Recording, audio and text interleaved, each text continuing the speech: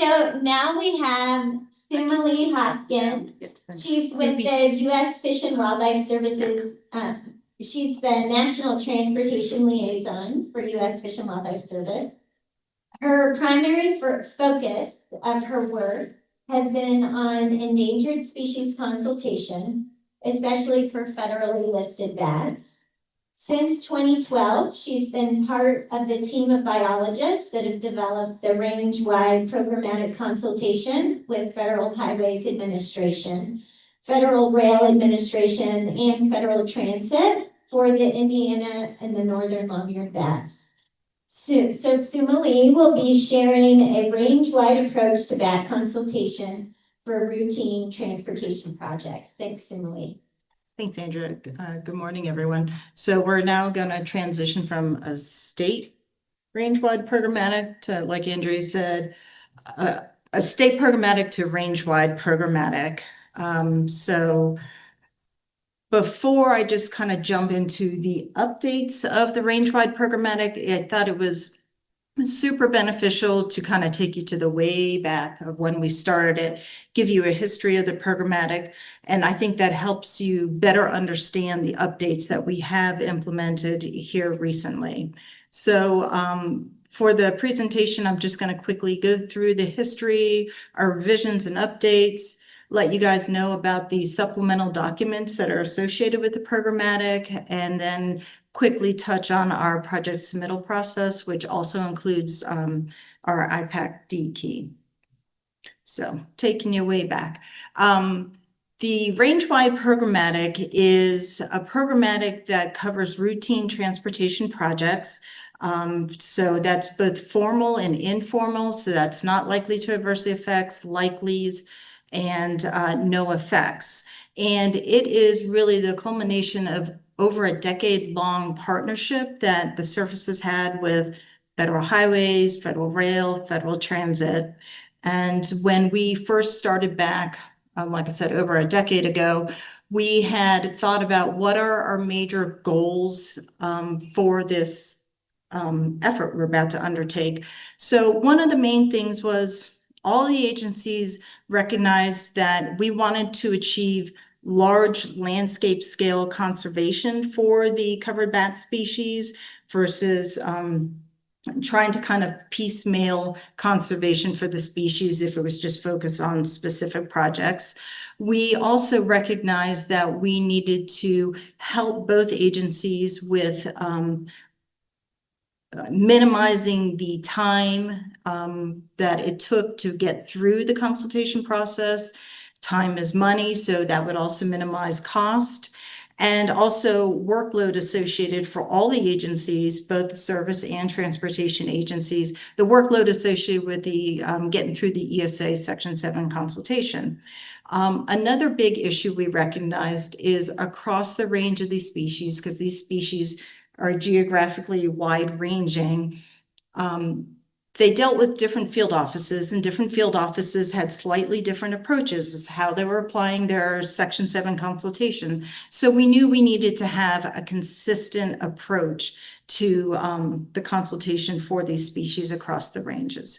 So just kind of in short, this became one of the largest programmatic approaches I think the service has undertaken, if not the largest. I'm not exactly sure about that. So it originally covered 5 Fish and Wildlife Service regions, 38 states, and the District of Columbia. And as I mentioned, we have recently revised it, so it still covers the same number of regions and DC, but now it's expanded to 41 states. So real quick, I'll just kind of talk you through some of the versions of the previous programmatic before I start talking about the new programmatic. So the very first programmatic was actually signed in May 2016, so quite a long time ago. And I think similar with the Georgia programmatic, we rolled it out and we were super excited, like, yay, we did this awesome thing. And then we started getting feedback. Well, I don't understand this. I don't understand that. So we had what I would consider 2 almost like administrative updates to the programmatic. So the first one came in December 2016. So shortly after we rolled out the first one. And that was really in response to user questions and recognizing maybe we weren't as clear as we thought about specific activities, definitions, etc.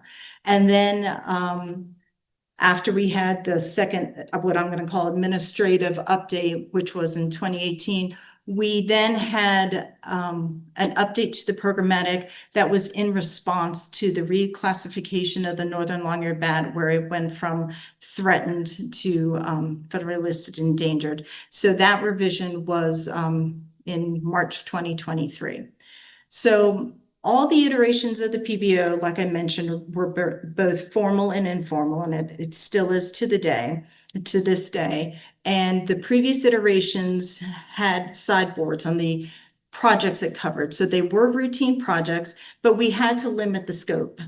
So we limited the scope to projects that were within 300 feet from the edge of the road rail, and we limited projects that were greater than a half a mile from a hibernaculum, meaning your project could not be, 0.4 of a mile or closer than half a mile to a hibernaculum. Don't do math. And so we tried to cover most of the routine projects that fit within those kind of physical parameters. We also implemented what I would call like a tree clearing restriction. So we implemented where it was, you could clear up to 20 miles of suitable habitat per 5-mile section of road, unless you coordinated with your local field office and you got a case-by-case approval, because perhaps they recognized that the analysis that we applied in our programmatic would still fit that specific project. And with this programmatic, we included compensatory mitigation for the Indiana bat. And that was a very new, novel approach back in 2016. So because compensatory mitigation was a requirement in the programmatic, we recognized most states across the range didn't have a mechanism available to them at that time for mitigation for the Indiana bats. I think there were probably few, if any, mitigation banks, etc. So we had to then develop a mechanism. So we worked with the Conservation Fund and we created the first range-wide in lieu fee mechanism for the Indiana bat. And also back in 2016, we started working with our IPAC programmers. And those of you who aren't familiar with IPAC, that's the service's online process to help project proponents through the consultation process. And so the IPAC has developed what we call D keys, assisted determination keys, and they're basically is a dichotomous key that you can go through online, and that basically at the end will tell you your ESA determination, and that determination is based on the analysis in either a programmatic or a standing analysis. So our D key was actually one of the very first D keys in IPAC. Okay, so that's the history. Where are we now? So we have just updated the programmatic. It was signed in December of 2014. And what we did was similar to Georgia, we were responding to the proposed listing of the tricolored bat. So because of that, we revised the scope of the proposed action. We included the tricolored bat, and since it's a proposed species and remains proposed to this day, it's a conference opinion.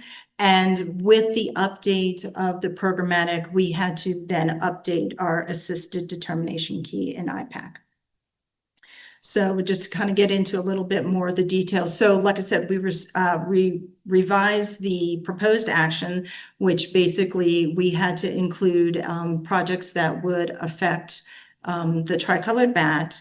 We also now had opened up the limitation where previously we were within 300 feet of the edge of the road rail surface. We now include many activities that are beyond 300 feet of the road rail surface. We still had the same stipulation for the distance from the hibernacula though. We also clarified that who could use it. So basically, if you are a state DOT, but you have NEPA assignment, you are eligible to use the PCO, which is programmatic conference opinion. And we also clarified that excluding bats from bridges and culverts and structures is outside the scope of the programmatic. Once we had updated the proposed action, had to update the effects analysis. So we included an effects analysis to the tricolored bat. And we also included the effects analysis to what we termed the year-round active area. So from the previous iteration of the BO to this iteration of the BO, the bat biologists began to basically discover that the bats in kind of the southeast portion of the US and kind of stretches over to Texas, the northerns and tricolored bats will actually use the landscape differently versus typically they're all considered hibernating bats. They go to the caves, but these bats are active on the landscape year round. So we had to include those bats and how they use the landscape differently in this version of the PBO. We clarified our discussion about noise, percussive activities. Noise has always been a really tricky one for us to try to describe and analyze the effects. So we try to clarify that. That's one of those things I feel like we're going to continue to always get feedback on that. One of those confusing points. We had to update the effects analysis for the tree clearing and trimming and for the bridge, culvert, and structure, any potential impacts. And we also updated our analysis for collisions. So with the updated analysis, we also then developed some avoidance and minimizations that were to address the tricolored bat.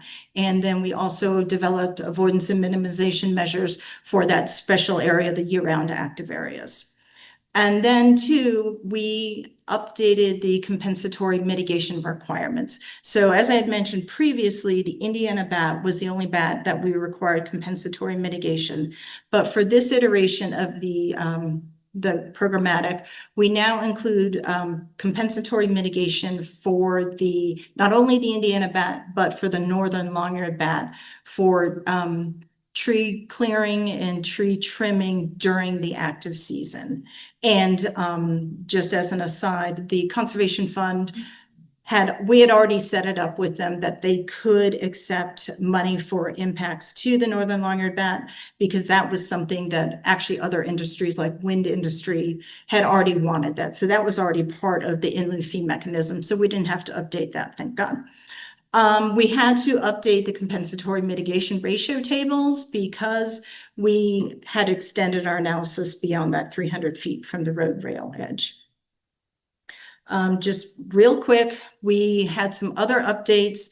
We have a glossary, again, trying to cut down on some of the confusion. We added some new maps, which also helped give you a visual of the year-round active areas. We, in previous iterations, specified what the pup season was, but for this iteration, since the service now and the survey guidance gives you a state-by-state dates for, pup season, active season, et cetera, we just point to the survey guidance on that.